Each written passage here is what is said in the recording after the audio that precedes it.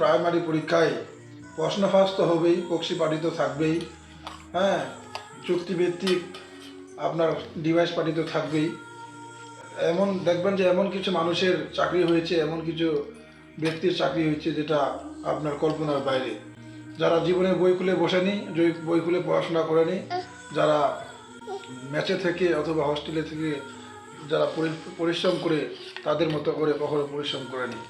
সত্যি দুঃখজনক বিষয়, বাংলাদেশে একটা বর্তমান প্রকট সমস্যা এই প্রশ্ন ফাঁস। কিছু দুষ্কৃতী, কিছু অন্যায়কারী যারা এই প্রশ্ন ফাঁস করে তারা কোটি কোটি টাকা হাতে কামাই নিচ্ছে, তারা নিজের স্বার্থকে ইয়া করে মেধাবীদের পিছনে ফেলে দিচ্ছে, মেধাবীদের কোনো অগ্রাধিকার দিচ্ছে না। আমি একটাই কথা বলে গেলাম, এইবার প্রাইমারি পরীক্ষায় এমন কিছু ব্যক্তির চাকরি হবে যেটা মানুষ কখনো চিন্তাও করেনি, চিন্তার বাইরে।